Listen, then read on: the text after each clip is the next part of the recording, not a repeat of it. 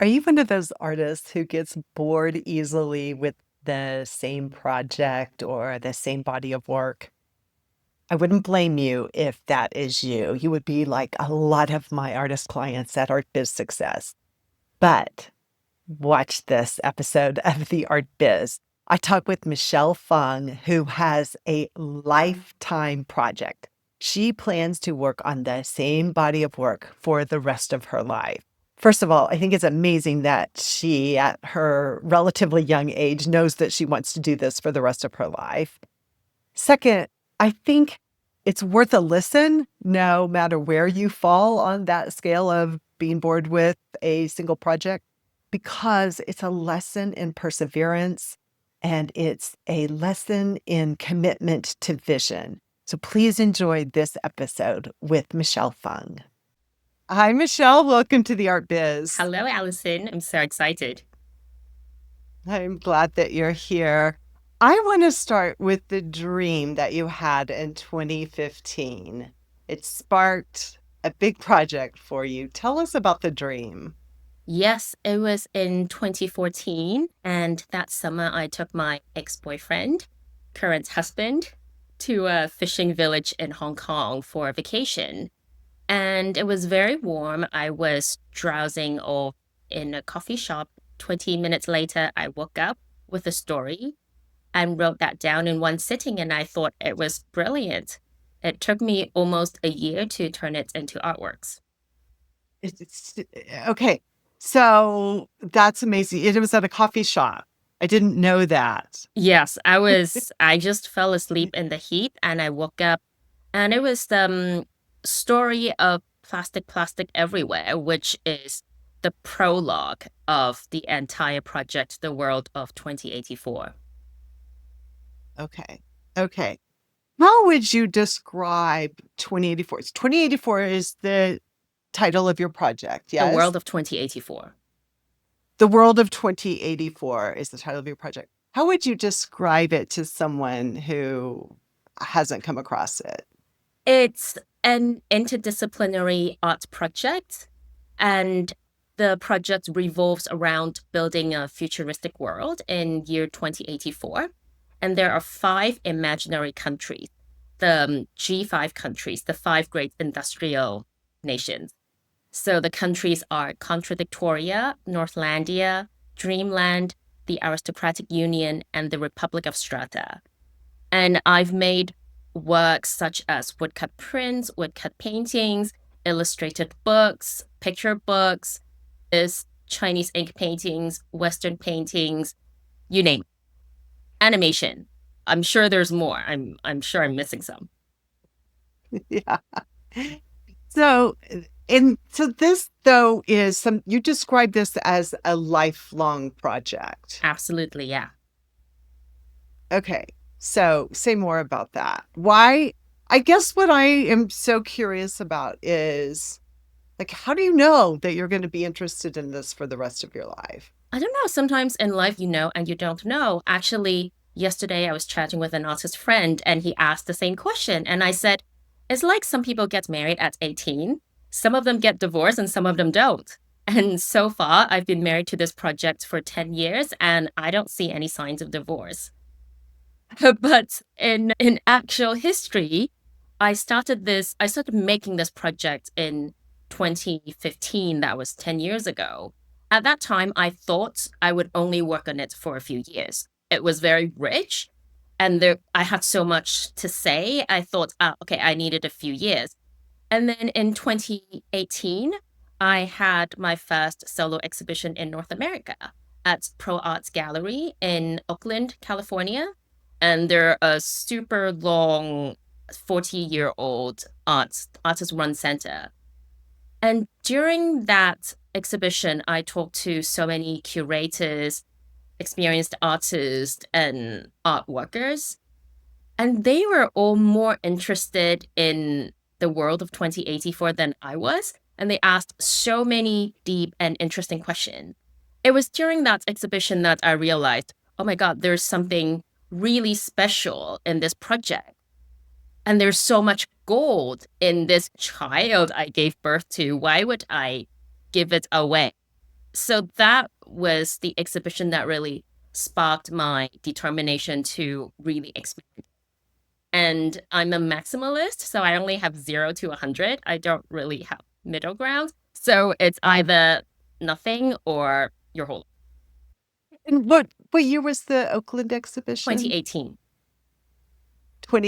So it 2018. was 3 years So into the it took project. you, yeah, 3 years to realize, yeah, this is going to be forever. This is a forever. Yes, but I was also working on the project meanwhile. It's not like I stopped because Right. between 2015 and 2018, I literally only worked on these projects. So in those three Yeah. years, I published 2 books. I finished an animation. I was self-taught. And then I had this exhibition of these huge paintings and blah, blah, blah, blah, blah. So I never stopped working on this project. What does it mean? People listening, because I've worked with artists for so long and so many different kinds, I know how easily they get bored with a project. In fact, as we speak, I am publishing an episode tomorrow, episode 224 with Noelle Ferris, who who goes to great lengths to make sure she doesn't get bored with her work. So so how do you maintain that interest in the project? It's never a problem for me, first of all. That's why I think it's right for me. Because if something feels too difficult, then it's not right for you. I've never lost Mm. interest, first of all. And second of all, this project is so vast. It's literally world built, and each country has its own micro narrative. So actually within one country, I have sort of one conceptual umbrella focus. But then even within that umbrella focus, there's so many bodies of works that I never get bored because I work on so many media at the same time. And at any given time, I work on at least 2 projects. And right now, I'm working on multiple projects. I'm working towards 3 solo exhibitions and 1 corporate project and creating an animation and an artist book. So I don't have time to be bored, honestly. And I'm researching for my third imaginary country, and I think production will start in probably 2 years. So I really don't have time to be bored. And each country has different focus, and they're really excuses for me to dive into subjects I'm super interested So I have so many questions about what you just said, but let's start with all of the 3 exhibitions and the corporate commission and blah, blah, blah. Are all of those related to this project? in. Yes, is the short answer. Let me think. Yes, in fact, they're all related to this project. And Okay. sometimes for example, the corporate project, the umbrella theme is not, but I managed to use works within these projects for that exhibition. So it works. Okay. Okay. Then my next question is, how does one research imaginary countries? Uh, okay. Okay, so first of all, I think you need to have a vision and imagination of where you want to go. Because if you don't have a destination in mind, you will meander for the rest of your life and never come up with your own world. And so, how I do it, I usually have a very fuzzy destination in mind, and then I will use all my ways to get there. The country I'm working on now is Northlandia. Northlandia is the only Arctic country in this world. And the glaciers are melting and the ice queen, and you could see a version of her in the background. That's one of the works I finished recently. She is using all the absurd and illogical and unscientific ways with her team to solve these problems. So at first, I already had these ideas, like the war's magicians catching northern lights to for renewed energy, and like the giant penguin ice cream maker sucking in all the heat, blah blah blah. And And that all sounds really interesting, but how do you translate that into work? So that's where I often get stuck. So what I do is I usually spend 1 to 2 years reading all the related literature. So before I think starting in 2018, I started reading a ton of early Arctic pioneer history. I read a ton of Inuit mythology, and I just looked at all the Arctic art I had knowledge of, and then that knowledge just grew. And in 2019, actually, I wrote so many notes. So you can see it's all text, right? But I couldn't translate. Yeah, people who are listening can't see it, Yeah, okay, but you I can hear will the confirm, yes. flipping of the book. It's She's a got thick book. she's got a It's a big lot notebook. of text. And I couldn't translate the text into works.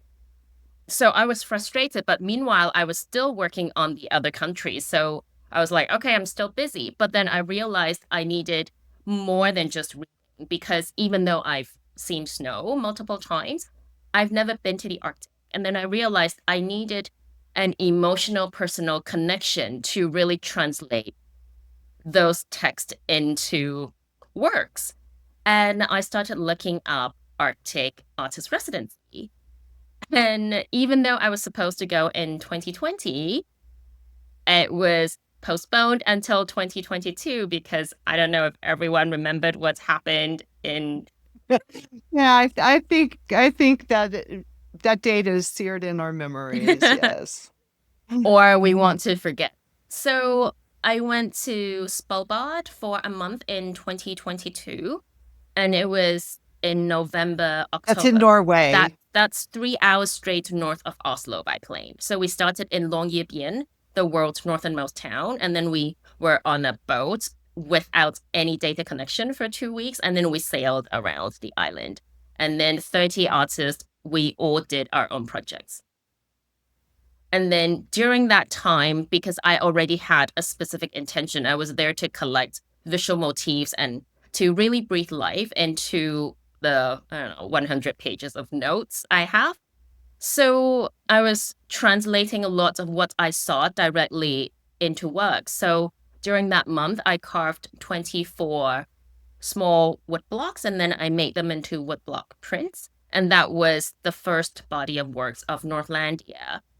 And that was 2 years ago. And since then, I've made many works. I'm now focused on woodcut paintings, and that was a transition. And I'm preparing for my third animation, and it'll be a double channel animation under the narrative of Northlandia. And I'm also planning an artist book to be published next year. Did that answer your question? Yeah. Does it end? Like, does it end or does it just keep growing? It keeps growing. So it'll end in 2084. But I'm sure if I'm still alive in 2084, I'll find excuses to extend it. Basically, no. Okay. I want to move on from that project of keeping that project in mind. Yes. Knowing that you have to maintain this interest and that you have definite you have definite ideas and a vision for what you want to do with this work. Just, I guess, real quick before I ask the question I was going to ask, are you selling any of it? So the short answer is yes, but yes and no. Yes, I'm selling my works, but not all my works are selling. So now in 2025, I see my practice either as money making or money burning. And some projects I know I will never ever even make my time's worth. And some projects, for me, profit is important. So this kind of came from a COVID transition. Before COVID, I was showing more out of Hong Kong than inside Hong Kong. And of course, during the pandemic, that wasn't possible. So I actually went on this really long journey that began as, oh, do I need to get a PhD degree, to how can I'm just so deeply unhappy about my practice, what was wrong? And I was looking up professional help for artists and I was reading up a lot of kind of professional development, business development, literature for artists. And I want to share with your listeners that even though artist coaching is very popular now and commonplace in North America and maybe Europe, it's almost unheard of in Asia. So there's no such surfaces in Asia. It's a slightly different ecology, vibrant but different. So during that process, I felt like actually I love all the parts of my practice, except I'm not selling my works. And why am I not selling? So it went into this really deep journey, and I started to have this intention that I wanted to sell my works because storage became a problem. And I was making a lot of works, and I wanted to share my works with more people, and I didn't want to store them indefinitely. And it was a transition. I was selling my woodcut prints, and they were selling.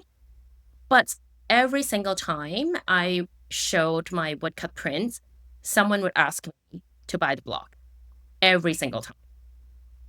And also, by that time, even though I was doing many things, people started to introduce me as a printmaking artist, as a woodcut artist. So I knew, okay, there was some success, but then I was so sick of the constant inquiry. I thought, okay, do you really mean it? And if you really want it, I'll make you one. So at the exhibition in 2023, when I showed my body of works I made in the Arctic, the 24 woodcut prints, I tested the market and I made one woodcut painting. So woodcut painting, it means showing the, so what woodcut print is, you carve on a piece of wood and then you roll on printmaking ink and then you print that image onto the paper. And then the paper is the final work. You can make multiple copies, but then the block, the wood, is just process. So you never show that. Or when it's shown as the process, not as the final work. But then my woodcut painting, I'm showing the wood as the final work. And I'm also not using printmaking paint, so it can't be reproduced. And when I show that work, actually, it was sold before the opening. And then at the opening, 3 more people inquired. And then during the exhibition, more people inquired. So I knew there was something about. And in fact, when I was chatting with an artist friend yesterday about, I think he put it so beautifully. He said, if only one person tells you that, it might be just like a stray perspective. But if the whole world is telling you that, they're probably telling you where your blind spot is. And I thought, wow, that's so beautiful and powerful. And I also discovered in the process that I'm obsessed with carving. And the origin of my art also came from drawing and painting. So I just spent a year to combine the two into this new medium called woodcut painting. I've never seen anyone else do it. All the industry professionals also tell me they've never seen something like this. So it all came from this journey after carving over 100 wood blocks. I just combined the two and it took a year. And they'll Yeah, sell well.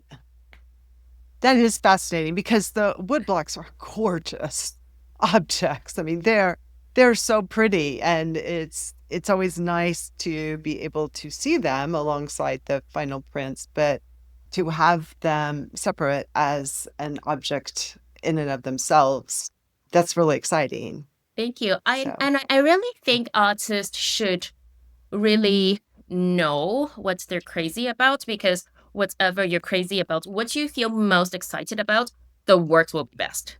And one time I had a conversation with a very good artist friends. We stayed together overnight a lot. So there was one night, 2, 3 a.m. in the morning, we were both so tired.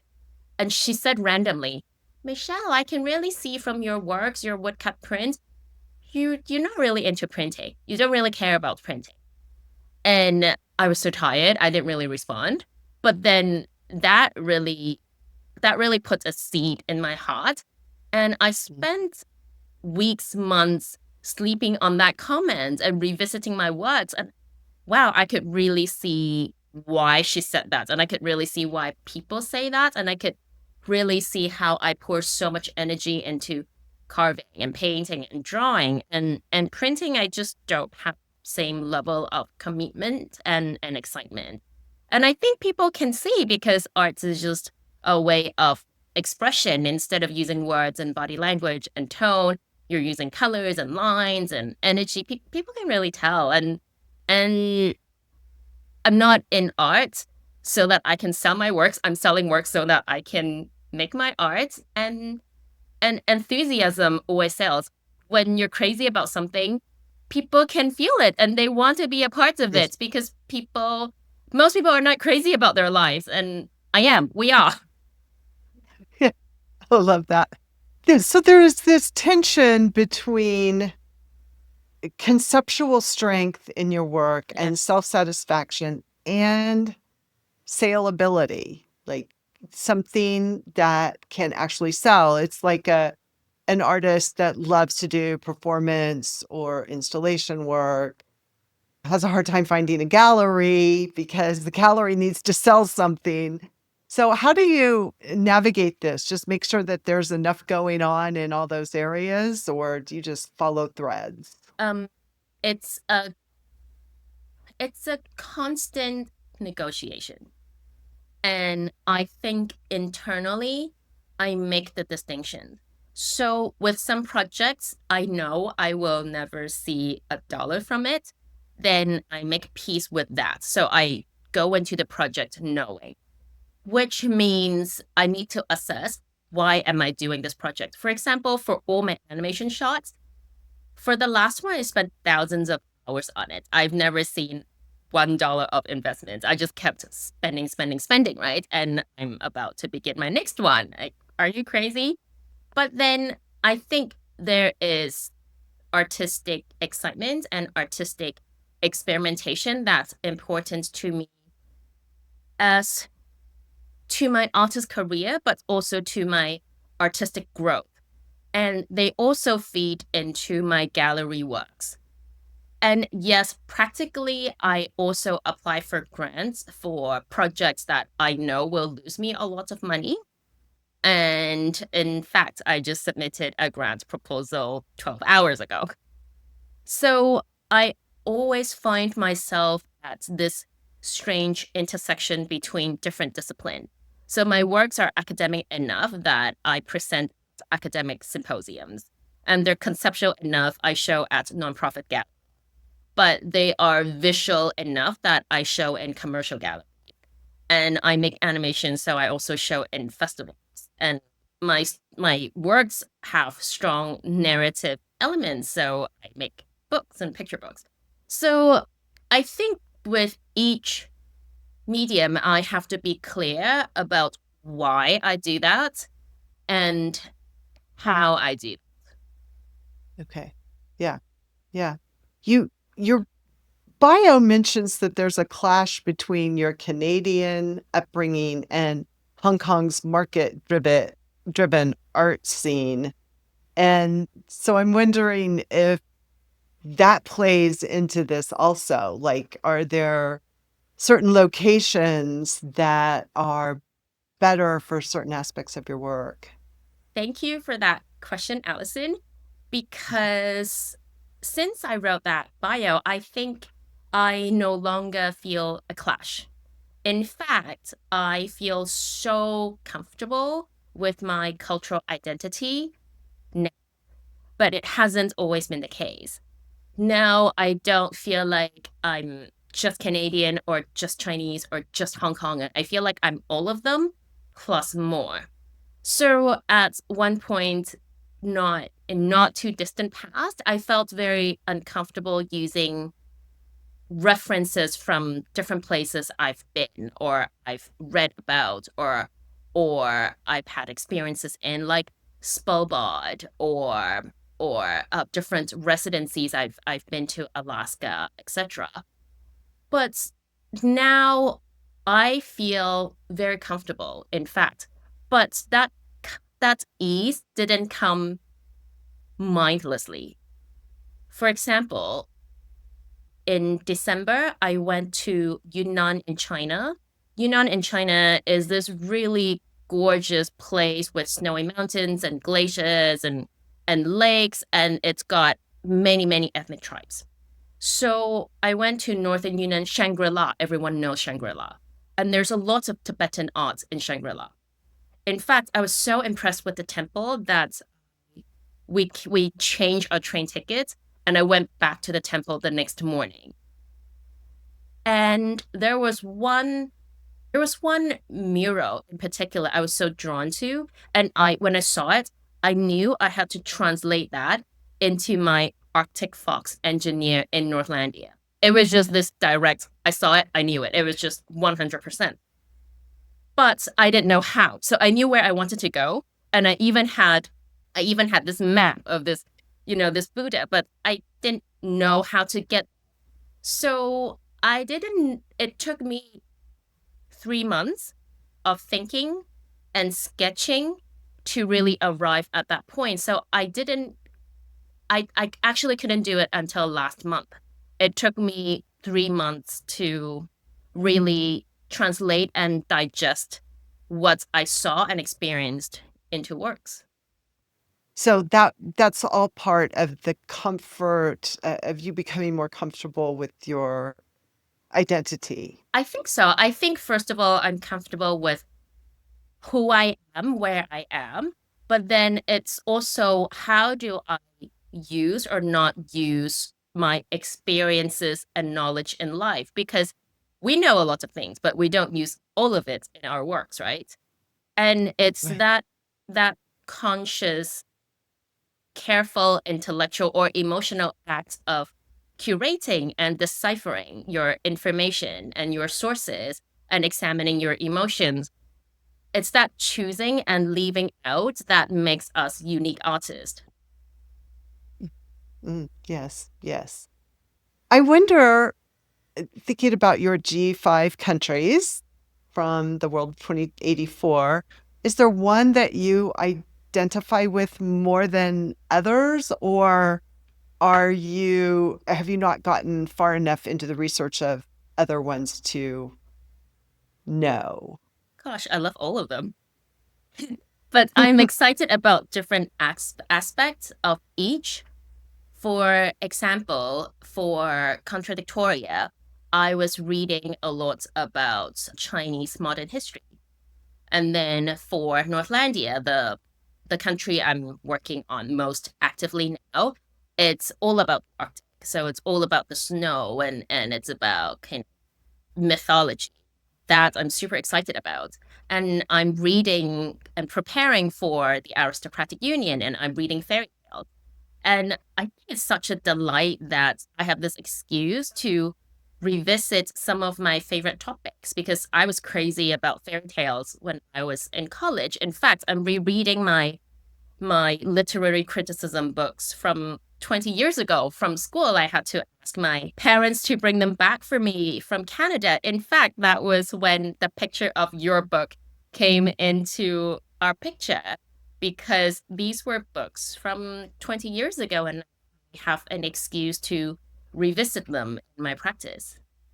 So just so that people know what you're talking about, you got a picture of my book on the bookshelf from that's in Canada, Yes, right? and I believe it Yeah. was the first edition of your book. That's almost 20 years ago. That was 20 years Not ago. quite, but yeah, not quite, but almost. It's getting there. So, what were you doing before this project? I was making works, and my works also had an environmental theme. I was drawing some paintings. Yeah. You trying to remember back that far? Yeah, I was making drawings and paintings for sure. Yeah. Yeah. Yeah. But environmental themes? Environmental themes for a few years when I first came back to Hong Kong. And then before that, I was making drawings and paintings, but they're not very Okay. important because I don't, yeah, they're not in my picture. Right, right. I was just curious Yeah. about the jump. And you've worked in art education also? Yeah, I teach. I think it's that's important part of my work because I work alone a lot. I I think there was one point a couple years ago. I was talking to a young person, an art student, and then from her responses, I realized, wow, I didn't realize how many experiences I've accumulated because she didn't know anything. And even though I've been teaching art since I was 16, it was that moment that really hit me. Wow, I really know a lot more than some people or many people. And that act of sharing and inspiring is incredibly exciting to me because I get invited a lot. I don't do full-time teaching. My practice is still my primary importance, but I do get a lot of invitation and almost every time I want to turn it down because I want more studio time. And then almost every time at the end, I'm glad I do it. So Yeah, there yeah. was one recent workshop I did with medical school students. I was teaching them empathy with art. And I was like, oh, this is like, I would much rather spend the 9 hours in the studio. And then at the end of their presentations, I told them, I said, I am so touched by how much you learned in this workshop. I feel like I am helping a generation of young doctors, which means I'm helping a generation of patients, which means my time was very meaningful. And I thank them for the time and I thank them for learning. And a lot of them told me before this workshop, I only thought of pain as physical. I never thought it was emotional. And I never thought art could teach Mm. me that. Powerful, powerful stuff. Wow. Powerful stuff. Wow. Yes, Yes, it is. Yeah, you can, uh, art can change people's perspectives and lives on so many different levels. absolutely. And that's really interesting. All right, we have to talk about your tenure planning process. Yes, I think I'm a pretty well organized artist. I think I'm fairly well organized, and especially for an artist.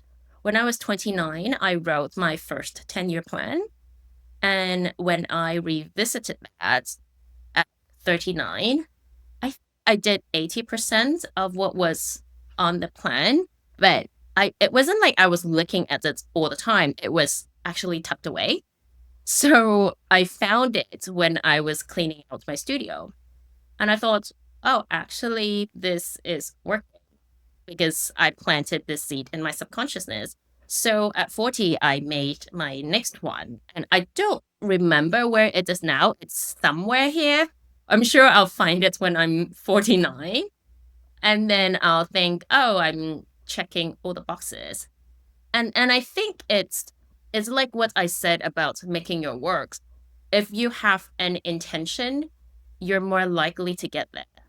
But Mm, I'm gonna contradict myself because I also find that extreme planning is also hurting my works because when it's excessive planning, I cannot, how do I say, when I do excessive planning, when I'm too obsessed with the goal, I cannot go beyond the goal.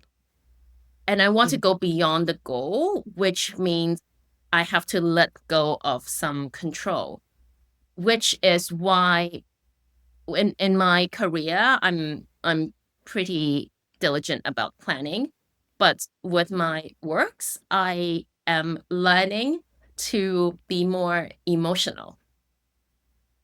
mm, mm. Very interesting. Okay, so the tenure plan, for those of us who have never done such a thing and are terrified if someone asked us what we would be doing for the next 10 years. Is it like super detailed, or is it just like Oh, these are the things I want to accomplish in the next 10 years? so I always do it on a big sheet of paper, poster size paper, bigger than this frame would hold. And I always use fun markers, and it's very pictorial. So there would be like a big number, year in the middle, and then it would branch out to different aspects of my life, Like a mind map. like a mind Like map. a Yes. like So a mind map. It's like a vision board, but in mind map yes, form, yes. kind of. So, and then under each category, each important life category, there would be many point forms, text, but it's not a ton of text. So it's just one chart. Right. Right. Doesn't sound too over the top to me, but you put it away. Yeah. You made the plan, you put it away, and then how does planning work for you on a daily or monthly basis? I do a lot of planning. So every day I have list of work. So this is my today task list. And it's super simple. It's just point form. And I learned I cannot use pretty paper because then it's too precious. Yeah. It's just all recycled paper. So I just literally write what I need to do. And then when it's really long, today is not really long, then I have 1, 2, 3, 4, 5. And then I don't touch 2 until I finish 1. Or sometimes I might need to Ah, finish 1, 2, 3 because 3 is a big, ugly monster. So I need a level of satisfaction before I tackle the monster. So I would do 1, 2, 3 first. And then once I do it, I cross it off. And there's something in the brain that's triggered. I feel so good. So I need to yeah, physically cross it off. I cannot do it virtually or digitally. yeah, digitally. Yeah, that's so many people say you lose the joy Absolutely. of finishing something when you can't cross it off. Absolutely.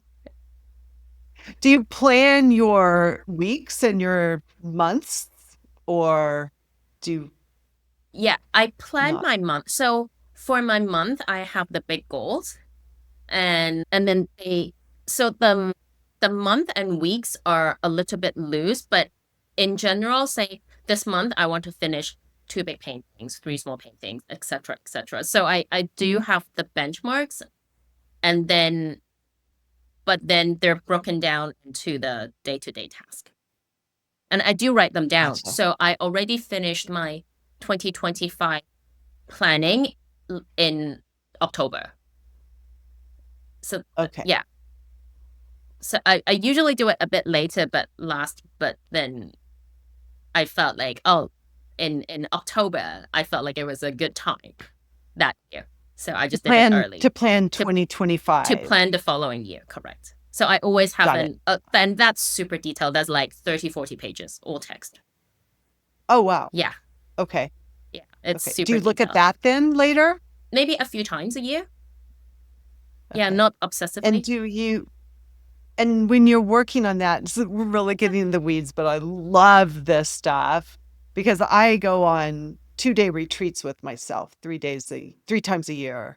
So I'm wondering the process, do you sit down, do you set aside time and say, I'm going to write until I'm done? Or do you take like several days or a week or like, yeah, what's the process Yeah. of the yearly planning like for you? Yeah. So I usually take time to do it. So a duration of a few weeks and sometimes up to a month because I try to give my best energy to my art or my family, which means when I wake up, I don't look at my phone, I don't look at emails, and then I just work on my art until maybe about lunchtime, which means all the admin stuff, the super important stuff that needs to be done, I want to do it when I cannot work on my art. Super important, but I would schedule times when I can't work on my art, which means I need to do it early so I have enough time. So it could be in between 2 appointments, and then I just go to a coffee shop for a few hours. It could be when I commute and I could do an hour of it. It could be, I know I'm traveling and I'm on the train for 9 hours, which I was yesterday. So I worked on my grants for 9 hours yesterday on the train. So it's pre-planning and seeing when I have these ideal time slots that I can have absolute focus on the admin work and the planning work, because it's two different mental states. And if I just keep Yes. switching back and forth, I go crazy enough that I don't really need to help myself to go crazier. Yeah, that is a very common problem, the switching between the left and the right side of the brain tasks for a lot of people. Some people can do it beautifully, some people can do it, divide their days that way. Some people have to take weeks or days on one task or the other.